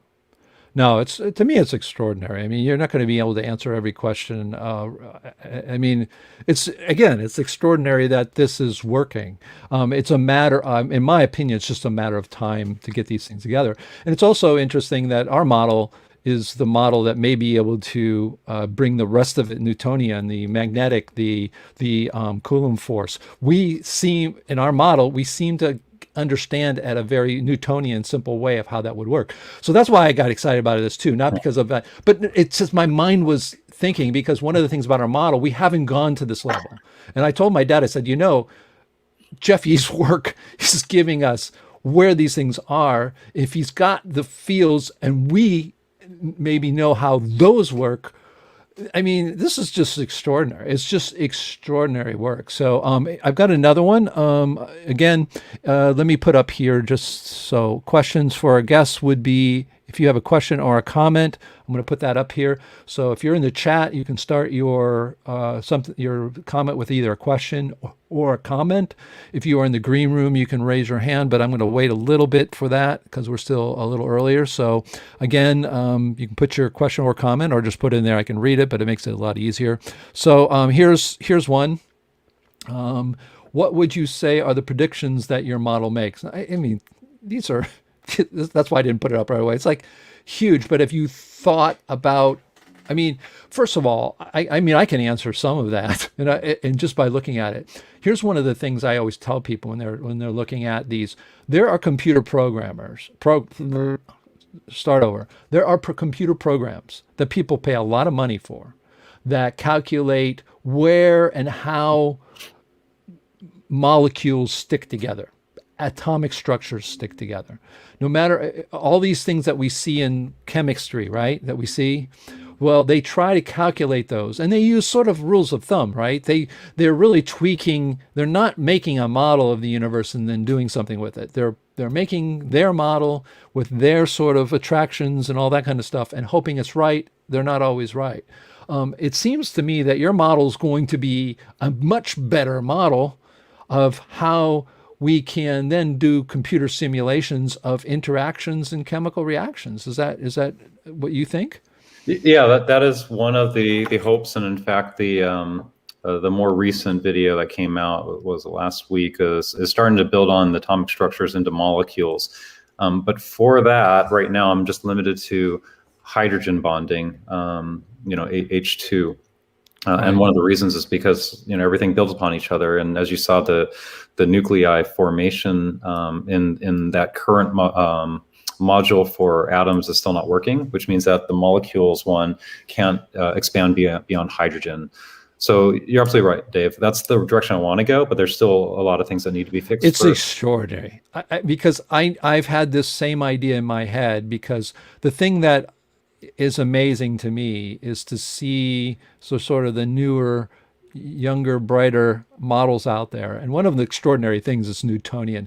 I think there's just so many people who can't even get past that, because in their mind they think, oh, it's the quantum world. It's the spooky world. In fact, I think people make a lot of their living off of, and even in universities, that it's just bizarre. It's so impossible, really. It's not the same. Newtonian, that's old. How can you do anything with that? And I think it's extraordinary that our model, your model, Borchert's model, they're all Newtonian. There's no fourth dimension. There's no spooky action. There's no weird thing like, I don't hear from your mouth this sentence. Well, in the EWT, the quark has strangeness, and here's the strangeness bar in my plugin for Blender. I mean, it's.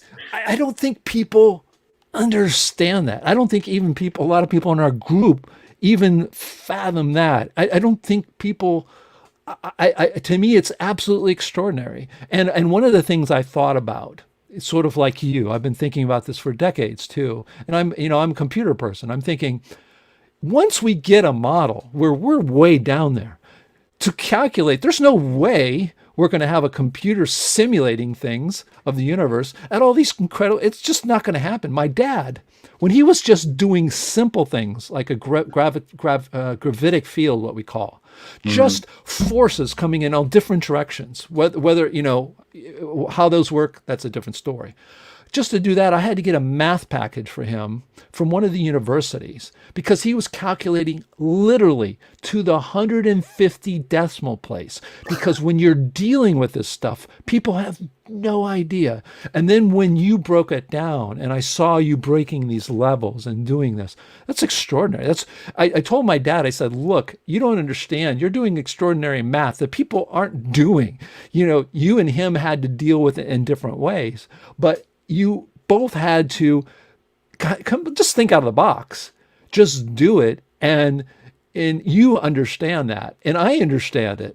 What you're saying is you're limited by calculations right now, because if Blender was unlimited, if it had unlimited memory, if it was it was speed, you could do absolutely extraordinary things, but you're having to do baby steps. So like you said, you had to pre-calculate things, right? Yeah. Or you had to make the equations. So I know this is happening at these levels and I can explain it.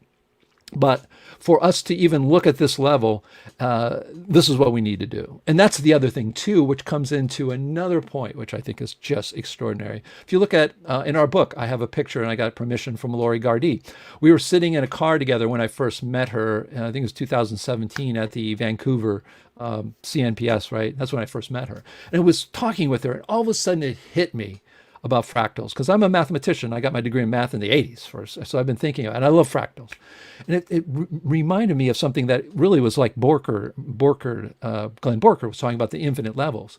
When we look at what Borker calls a unicosm, you and I are looking at this level. We see what's going on. Like you said, Bohr didn't see inside the proton because he couldn't see inside. Yeah. So you're dealing with that. But when you deal with the levels, when you're calculating, when you're trying to explain, you can get all those things together. But eventually you sort of have to deal in this range. And I think that's what we're seeing in what you are doing in Blender. You're dealing in this range, you know how things go, and so you're going to model all those things, and we just can't calculate them. And one of the things that's interesting when you were showing the graphs of your paper, right, and how they're starting to diverge, well, yeah, they're going to diverge because you're in calculation land, folks. That are, and this is another thing. What do you say are the predictions that your model is going to make? Your model may push quantum computing to be able to solve some of these things, because in quantum computing, instead of a ones and zeros, which you have as a spreadsheet, you have the ability to take states and keep those in you don't have a 1 or 0. You have a really complex state you can put there. And that may, in effect, be able to look at what you're doing, put it into quantum computing, and then really be able to do what you're doing. Am I like getting off, or is that... Yeah. So if I were to say what needs to be done, two parts. And one is with the computation logic. To your point, everything is running on one local PC with Blender. There could maybe quantum computing, maybe utilizing resources from multiple computers to be able to do more calculations at once. But the other is still just fixing things in the program, and that's not a limitation of the computational resources. Things like the nuclei that I showed you. Sure, of course. It's still just being able to program it right so that things kind of move together in the way that it's already modeled, right? So the equations are there way before the simulation, the graphical part is. That's probably the best way to explain it. Well, we have my company has an open source computing supercomputer that can work with 400 nodes on just plain old AWS or anywhere. Oh, so, cool. I mean, what could, but again, I'm not sure that's the exact right direction. I think quantum computing will be. We do have other questions that have come in, so let's keep these going here. And I do have people in the green room. I do see your hands up, but let's go. Let's see. Quarks put the boom. Can you demonstrate how waves go to repulsive force? Okay, here's another question here. Can you demonstrate how waves cause the attraction and repulsive forces of particles? Waves cause. Because I know you're right now talking about Coulomb's law, you're talking about those kinds of things. So when you're talking about Coulomb's law, for instance, is that something you're right now describing, or is that for now you're not working on that area? Well, that was actually one of when we talk about building upon other things, that's actually probably, I think that question leads to the very first phase of the project, right, called space-time. That's going to open up, for those that believe in an ether theory versus those that don't. But if we're going to head down that path, basically have it modeled, just like almost like water waves, but that's made out of water molecules. So in this case, it has to be something in the ether that has motion and affects the next one, which affects the next one. And that is what the kind of the space-time module in Blender basically represents. Okay, so you do, in your model, you are doing that at the level what you call space-time. Yeah, right. Yeah, but it's to your point earlier, because everything builds upon other things. By the time we get to the atoms one, it doesn't necessarily have to rely on an ether theory at that point, right? It's just it assumes that waves are, and right now I think we can all agree that Coulomb's force is a real force. Yeah, absolutely. How it happens is actually done in one of the earlier modules in Blender. No, we have the answer right here. No. I mean, the cool thing is we're all working on it, right? I mean, we're working on it, and so. But no, I do. I know. I've been following your theory from the very beginning. So, okay, good question. Let's see. I'm going to see here. Here's a question. I'll just put it up here, whether we can answer or if it's relevant here. On Doppler effect, if you move clocks away from desync moon, but if they're only a Doppler, would they resync and bring them back together? I think that's pretty too general I'm not sure that's even answerable right now. I don't think you're at that level, or Yeah, I don't think so. And that's yeah, not really one that I've tackled. So, I mean, you're yeah. I mean, I wanted to go on, Dave, but yeah, I don't think I've thought about that one. well, the other thing is too. I'm talking about a clock and what kind of clock. I mean, there's all kinds of stuff there. So I think that's just sort of a little bit out of the realm. But I do again, we'll put them up there. Okay, yeah, we've already answered this, which you've already talked. Anything about how waves cause force? Yeah, take a look on his website. He talks about the space-time at a lower level, and you'll get some of that. Here we go. Is another question from Franklin. What is the role of a neutron in the atom?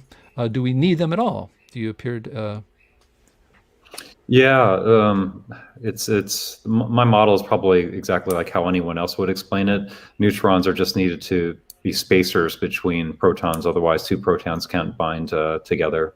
But I think that would be the answer that almost anyone would give.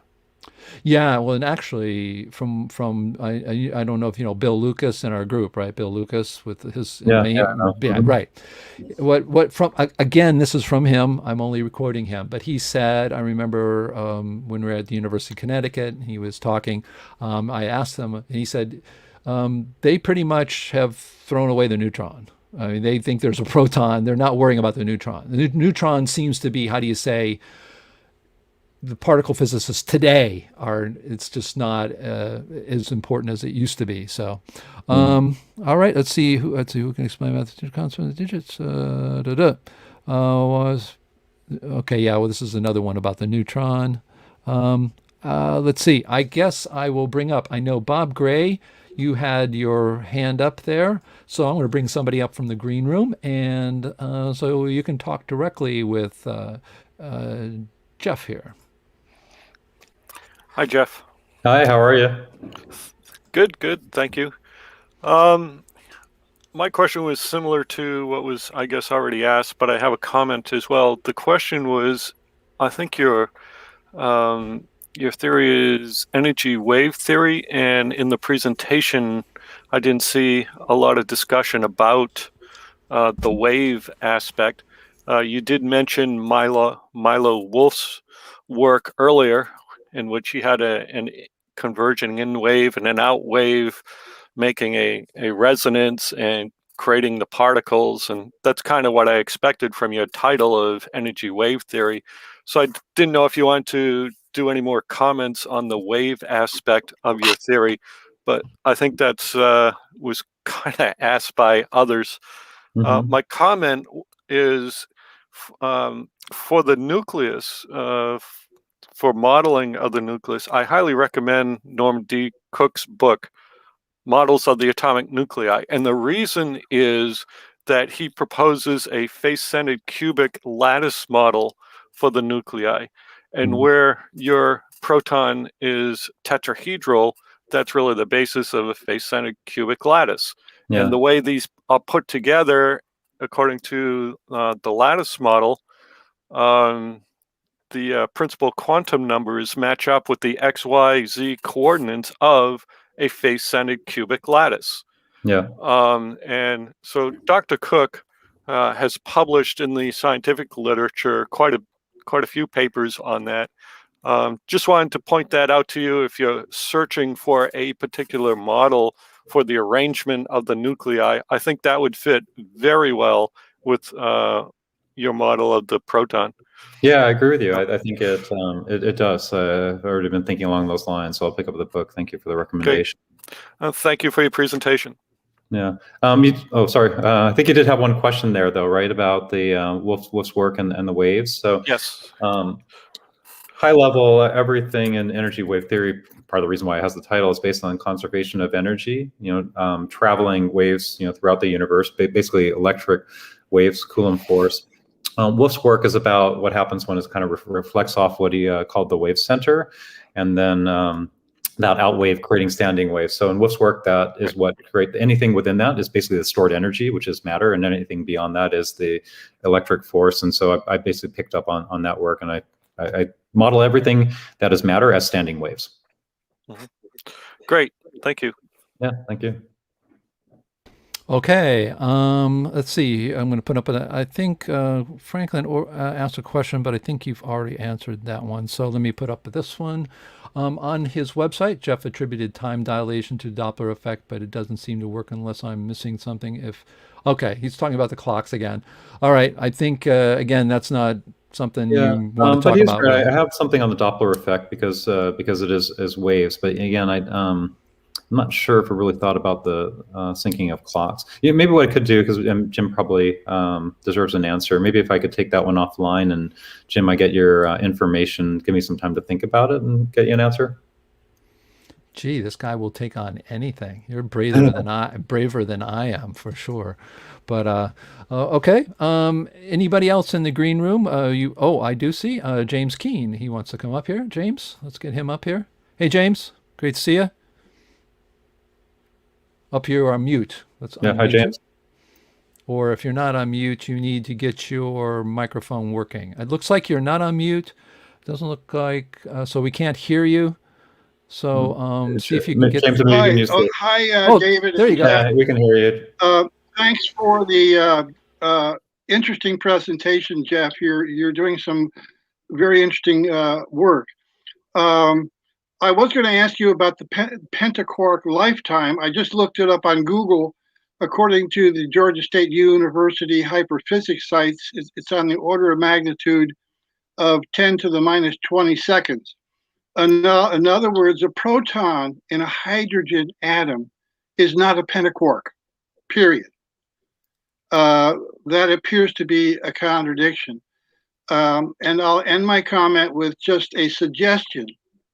I think that the credibility of your work, and you've earned a lot of credibility, I'm giving you that, would increase greatly if you do not talk about a theory of everything. Because, for example, you give one equation from which everything arises, which contains the speed of light, c, and at least one fundamental constant, if not other measured values such as the wavelength and amplitude and so forth. A theory of everything does not begin with measured values. It provides an explanation and produces measured values. My last point is that if you'd be so kind, I'd like you to look at my free simulator, which is downloadable on the Binary Mechanics website. That's binary-mechanics.com. It's a free simulator which does derive from first principles the speed of light. And I'd appreciate if you comment on that once you've had a chance to look that up. I see you jotting that down, so I thank you, sir, for your attention. And I congratulate you for the whole thrust of your work. I mean, please don't take my sort of qualifying comments right now as any kind of a huge critique. I mean, it's just something to keep in mind, I think. Yeah, because the theory of everything cannot start with measured values. The theory of everything is supposed to account for derived measured values. There's a big difference there. Yeah. Thank you. Yeah. And can I ask a question about? I will download. Can I ask you how you derive the speed of light? You using the simulator, which is a free download, and on that site you'll see light speed derivation papers, which explain how to operate the simulator to produce those results. Okay. And this is the first derivation of what is called a fundamental constant. You see, deriving fundamental constants from other fundamental constants, they're all measured values. This is not new. People have been, doing the algebra and swapping terms around and deriving these constants from those constants. What does that mean? They're interrelated. They are not independent fundamental values at all. Yeah. James, the big insight. That's your take-home story. What James? Would you be willing to come on and talk about your work? Absolutely. I would love to do that, sir. Okay, so I will be in contact with you about that. So absolutely. All right. I love you, Dave. What you're doing is fantastic too. And please, again, don't take my comments. Oh, as no, no, no, some no, sort no. of, it's a pat on the back to Jeff Lee. We need dozens of Jeff Lees in this world. No, He's an I mean, his original work is thinker. He's seeking the absolutely. truth, and God bless him. Yeah, Thank you, absolutely. James. All And right. and I look forward to presenting how we get the speed of light All right. from postulates. There's a paper called Binary Mechanics Postulates. It's that Right. simple, and which do not include any so-called fundamental constants, which are really unexplained measurements, and which are the biggest mysteries in physics today.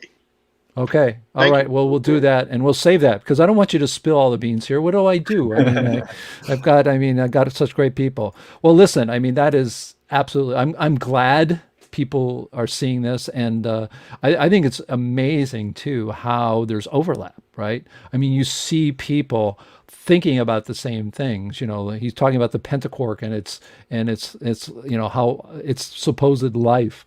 And his work with the constants with infinity. I mean, you can't do it all. It's just not possible. I mean, my father and I we spent 5 years on what we spent 5-6 years. He told me today, and all of the other things we never did. We didn't get down to this level, and what we have principles for that. But you can't do it all. You got to clone yourself, right? I mean, it would be wonderful to have some patron come along and give us millions of dollars. Come on, Jeff, where's your app, the killer app to get us funded for the Institute starting a new university? One day. Yeah, one day, but I think it's really extraordinary. I'm really happy somebody like James give you those compliments because it's well deserved.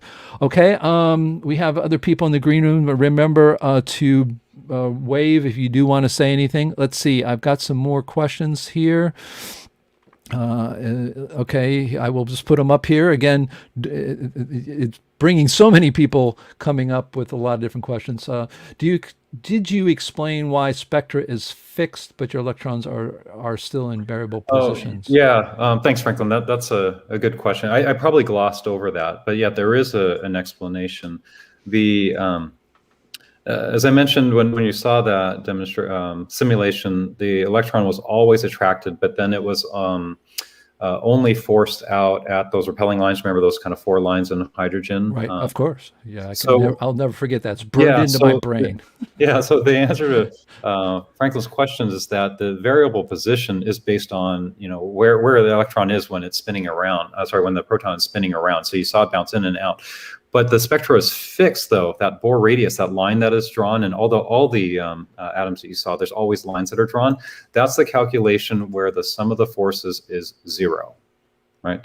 So meaning, at all points within the simulation, you have an attractive force. Mm-hmm. Only at the point where you have the repelling force, you have a force this way, a force this way. One decreases the cube of distance, one at the square of distance, and that is why there is a fixed position from there.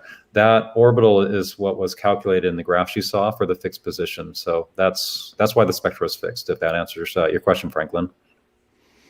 Okay, yeah, good question. All right, I'm just going to keep going down here.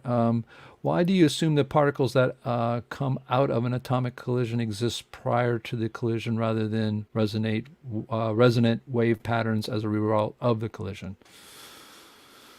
A little bit trickier one. I think that, there's a lot of temporary particles, right, in the collisions, but they eventually then decay. I think a great example would be, proton, collisions today. And actually this, what was it, a month ago, 2 months ago now, the results that came out of CERN that there's a lot more electrons than muons that were expected. I think just step back and take a look at it at a high level. Forget about all the temporary things and meson particles and some of these other ones that are spit out. If it's a proton colliding with a proton, and at the end of the day, you're getting a lot of electrons, and even if the temporary one is a muon, what's a muon eventually decay to an electron? I think that's the results. I think everything that's temporary, you're probably right. It probably is some kind of a resonant wave pattern, but I'm more interested in what happens at the very end. No, yeah. I mean, it's sort of like when you come up with a model, you have to. They're already wanting you to answer everything, but I think we need to just let's concentrate on, being able to explain in a Newtonian way the subatomic world. I mean, that's a big enough problem, right? Yeah. I mean, seriously. I mean, and all the rest of that will come out of work like this, I believe. So, here's another question, I think, here. Just does your model include photons being generated when electrons change from a higher energy orbital to a lower energy orbital level? Yeah, yeah, that is not modeled in Blender, but yes, it is absolutely a part of the theory. And so, let's see, I think it's only hydrogen that I've done those calculations where if it jumps from one orbital to the next, but it does work. So just to be clear, the same equations that you saw in Blender do calculate various orbital transitions, at least for hydrogen. Okay. All right. All right, here's another question coming up here. To expand on my previous comment, do your magnetic field patterns derive from or connect with the electric current? Do you have electric current at all? Well, what I showed was really more static. I think, Right. if I understand it, it would be more, electricity, electrons in motion. I don't have anything right now that is simulated. If I understand the question correctly, I don't have anything simulated. There are some equations though that do model the conservation of energy as electrons are in motion, and then how the magnetic field is calculated. That is on the website. But if the question is about is it in Blender, no, it's not. Yeah, I mean that's a lot. So you do have right now. You use charge as a fundamental property. Yeah. Okay. And you're talking about in Blender, right? Yeah, well, in your model. Oh yeah, no. The charge is rewritten in the model to be a wave amplitude. Okay. Yeah. Just to be clear, those are kind of the earlier steps. Even Sure. if someone didn't agree to that, by the time you get to atoms, it's just Coulomb Right. force. So hopefully Right. we No, got no, no, no, no. That make again, our minds can only grasp so much. I mean, even in our own minds, if we know your model, to then try to think of it in our mind, in your head to do, you can't. That's where we come back to this idea that we do that all the time. I mean, all the electrical engineering, that's what it is. It's a bunch of people go to college to learn all these empirical equations that you use. They work very well. They have nothing to do with physical reality. Zero, zilch, but they work. And so what are the fundamental things below that? That's what the interesting question is. Okay, I'm going to put up another one here. Question: why do charges not radiate when in accelerated motion, such as orbitals? This is why classical mechanics was abandoned. Well, that actually might help to solve. Remember, I saw that as I got to the larger elements like calcium, you notice that there were divergence. That is actually one thing I think that needs to be programmed. There's so many of these in motion. There's so many electrons, and they're in motion, and the time delay to affect another one. I think that is probably the answer to close the gap on the deviations that I'm seeing. So, very valid question. Yeah, no, I think it's valid, and it's you can only calculate so much. I'm amazed how I'm opposite. I'm amazed how close it was for so long. That to me is tremendous. And the small gaps, like I said before, I said this earlier today, is going to be filled when you get into the more details. I mean, right now you're doing it at, I guess what we call what do you call it? A resolution, right? I think that's a good way to look at. You got to look at the universe that way. I mean, I'm a Borchardt person in the sense that you can't have. I don't think the universe can be made up of one particle and then it has magical properties that it just organizes itself and it happens. So if you believe that, and you can't, and there's going to be always things below that, you got to put a resolution of focus at a certain point, go up and above beyond to what you need to try to explain those things, and that's the best you can do. Otherwise, you're getting into a insurmountable problem. So Okay. Anybody else in the green room? We have Dennis and Ian. He comes on. We actually he's on. He's the only person on salary from the CNPS. He always comes through. We pay him a very small amount in a beer a lager tab at his pub, so that he will always come on and make some. Actually, it's not at all. He's a really great mind. So, but he always comes up with something. Sometimes when I have people on and they're not giving us stuff. So, but no, giving him a hard time. From there he is, Ian. Hi, Ian. Okay. Hello there. By the way, did you get your payment on Zelly for? Yeah, I don't know why you're blowing my cover as a David. But anyway, yes, my comment on this occasion was you alluded a number of times, Jeff, to this inverse cube force law, which opposes the inverse square one. And I'm just wondering what the basis of that is.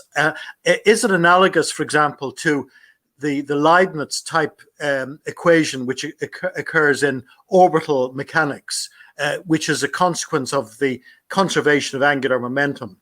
Mm-hmm. I don't know, to be honest, but I'll tell you I'll answer the question where I was thinking is just static magnets.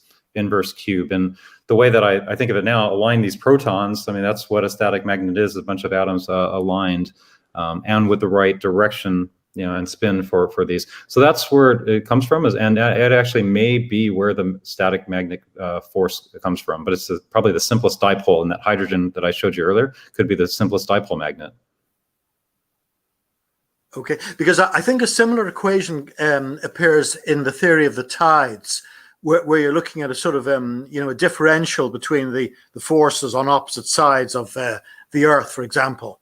Mm-hmm. And I think you get an inverse cube law. So I think maybe the mathematics would be similar in the case of magnetism that you mentioned.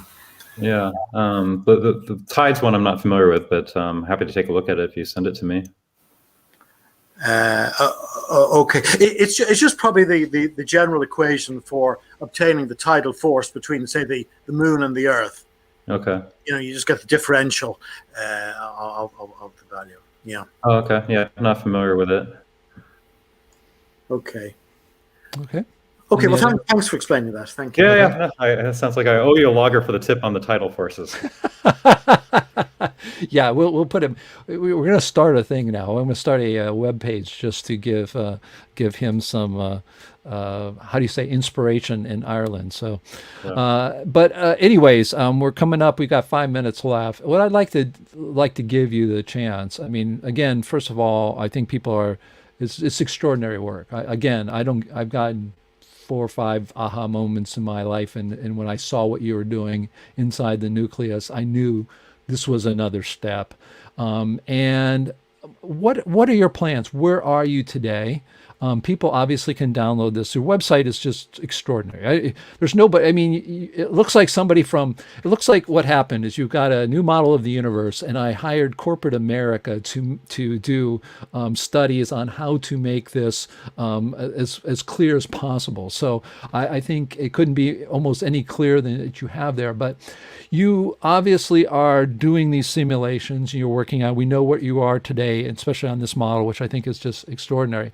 Where are you, and what's going on in the future in a few minutes? That's all you have. No. Well, I mean, the future, much like how we started the conversation, is eventually I'd love to get back to a practical application and build something based on this. It's not there yet in terms of kind of the phases that working towards. I still need to wrap up some of the the holes that are in that Blender simulation that I showed you. It's a function of time. I've been quite busy, launching a new business. So it comes and goes, but it is certainly a desire of mine to work with some developers, finish that up. But my hope is in sometime in the next few years, begin to actually build something practical out of it. That's what I want to do. Well, that's amazing, because theory is supposed to be just theory, and a lot of theoreticians, especially universities, the way they treat it as, oh, it's not our job to make use of this. And I think one of the biggest problems in particle physics, it's one of the biggest problems is nothing's coming out of it. What they claim to come out of it. I mean, I remember when 60 Minutes interviewed somebody who was working on the Large Hadron Collider, and he goes, okay, why are we doing this? And the answer was, because we invented the internet. Of course, that's not true. What they had is data. DARPA was working on an internet, basically. I know because I was involved early on in the internet. And they got big data. You got a lot of data they need to transfer. Great. I mean, we got to have better answers than that. And I think this is just extraordinary. Oh, and here's one just to wrap it up. John Hodge, who's talked with us, he says inverse cube is also known a result of dipole forces. So I wanted to put that up there. Yeah, that's perfect. Thanks, John. That's what I was trying to illustrate there, is essentially the smallest dipole force. Right. But again, I want to absolutely congratulate you on your work. It is amazing. When I saw that, I said I had to get you on here. I mean, you have an extraordinary personality as well. It's not always easy to be out there with a new model. It's quick people to jump on, what's wrong with it. So you have to have, how do you say, you got to have thick skin about it. So that's extraordinary. And I do hope you think about maybe at least publishing a paper if you've already got it out there, into our proceedings to help support this sort of effort in that direction. But congratulations again.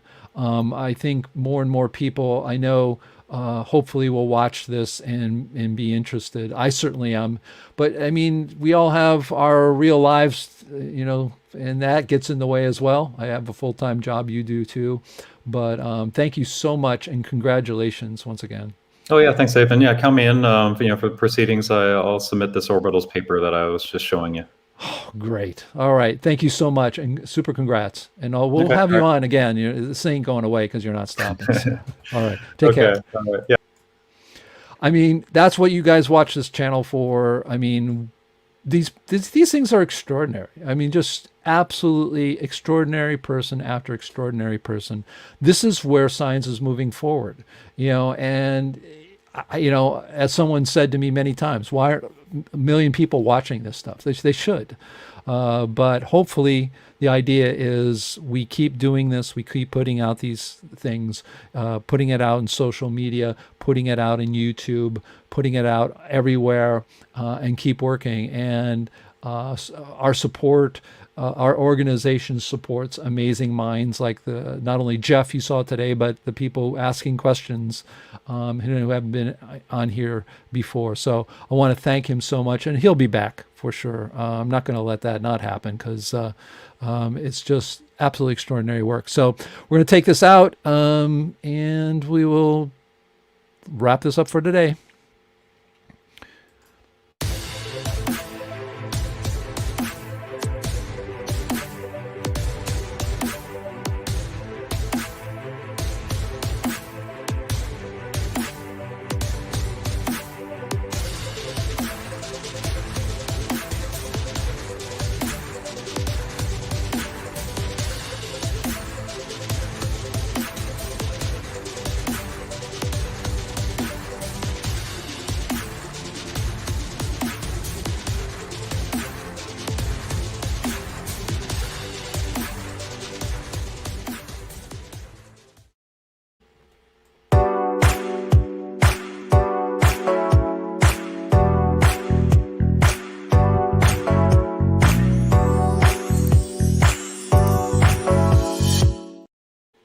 Like it says, if you like this, make sure you hit the like button and subscribe button and little bell next to it. You'll be alerted when our next video drops. And as I always say, stay critical, stay thinking. I'm Dave D. Hillstrom, your science therapist, trying to get you to the promised land and becoming a critical thinker. Ciao for now.